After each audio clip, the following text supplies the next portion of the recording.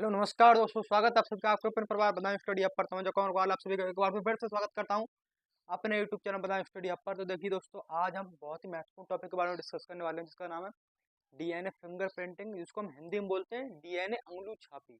अंगुली छापी यानी फिंगर का मतलब अंगुली और प्रिंटिंग मतलब छापना, ठीक है, किसी की उंगली को छापना, ठीक है, ऐसे कहते हैं ना। तो डीएनए फिंगर प्रिंटिंग बहुत ही इंपॉर्टेंट टॉपिक है। क्लास 12th में बहुत ही अच्छे नंबरों में 3 नंबरों में आता है ये। सरल तरीके से समझाऊंगा इस क्लास में। और उस पर आप अपना चैनल सब्सक्राइब कर दें और अपने दोस्तों के साथ इस वीडियो को ज़्यादा से ज़्यादा शेयर कर दें। देखिए दोस्तों, आज की क्लास की ओर चलते हैं। देखिए क्या हेडिंग पढ़ी है, डीएनए फिंगर प्रिंटिंग का सिद्धांत एवं उपयोग।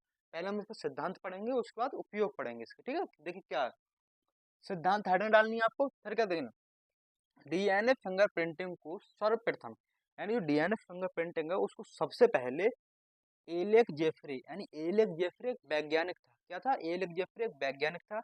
ये नाम आपको याद रखना है। एलेक जेफरे नामक वैज्ञानिक ने सन 1885 1985 सन 1985 लिखा है, 1985 ईस्वी में विकसित किया था, ठीक है।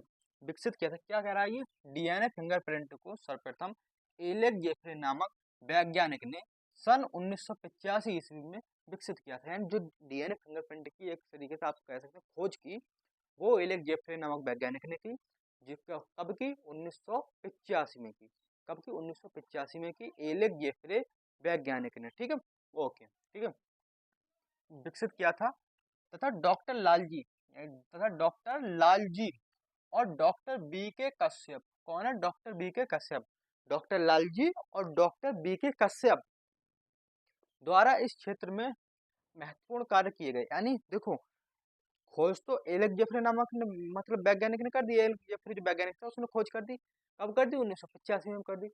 अब जब उसकी खोज कर दी तो इसमें जो महत्वपूर्ण कार्य और भी इसमें संशोधन किए गए। संशोधन मतलब इसमें उस कार्य को, कुछ इसमें गलतियां थी या फिर कुछ इसमें इसी कार्य को कुछ आगे बढ़ाने में सहायता की, वो दो वैज्ञानिकों ने की। इसमें उन दो वैज्ञानिकों के नाम क्या थे? डॉक्टर लालजी, एक वैज्ञानिक डॉक्टर लालजी और दूसरे वैज्ञानिक डॉक्टर बी के कश्यप थे, ठीक है। दो वैज्ञानिक थे। देखिए, अगर ऐसे रोटी, देखिए अनाज किसने बनाया? अनाज किसने पका बनाया? अनाज पकाया किसान ने। अब रोटी किसने बनाई? किसी महिला ने और किसी ने। तो अनाज बनाने वाला कोई और है, गेहूं पीसने वाला कोई और है, निकालने वाला कोई और है, यानी हर चीज क्षेत्र में अलग अलग है। तो खोज एलेक जेफरे वैज्ञानिक ने कर दी। अब इसी मतलब कार्य को या इसी कार्य को संशोधन किए गए या इस कार्य को आगे और बढ़ाया गया।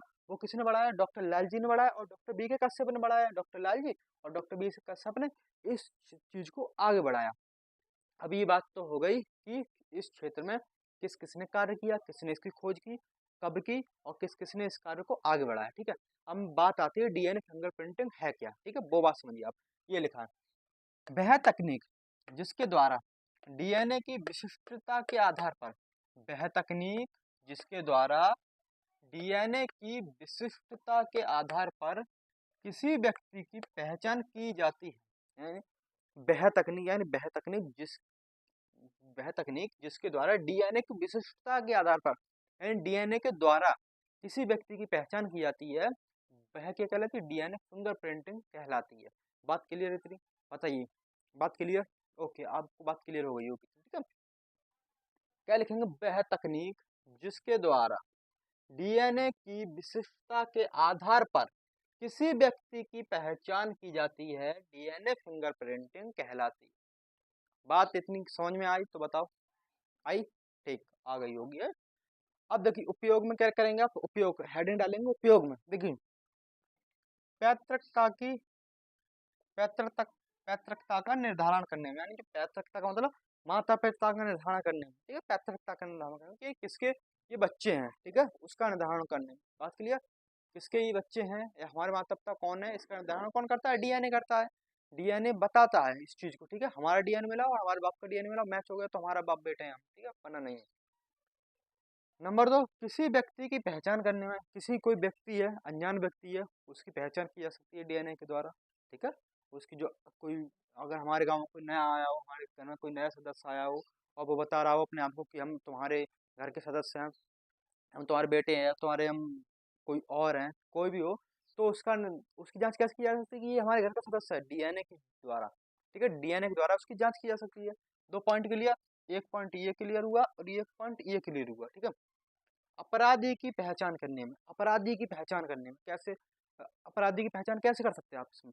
अपराधी है, जैसे कई सारे कांड होते रहते हैं, रेप होते रहते हैं, तो उसकी पहचान किससे कर सकते हैं आप? अपराधी की तो डीएनए से कर सकते हैं। ठीक है, रेपिस्ट की पहचान आप किससे कर सकते हैं?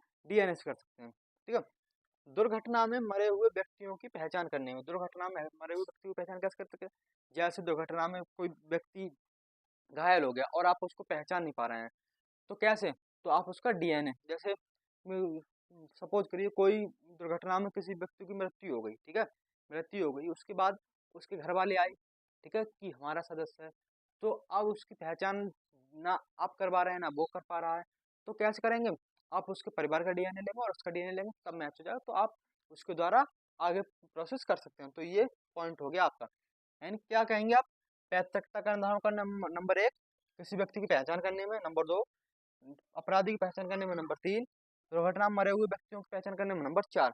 4 पॉइंट्स हैं आपके, और चारों पॉइंट्स आपको याद रखने हैं, बहुत सरल पॉइंट है। ठीक है, वह तकनीक जिसके द्वारा डीएनए की विशेषता के आधार पर किसी व्यक्ति की पहचान की जाती है, क्या कहलाती है? डीएनए फिंगरप्रिंटिंग कहलाती है, डीएनए फिंगरप्रिंटिंग कहलाती है। ठीक है, बात क्लियर?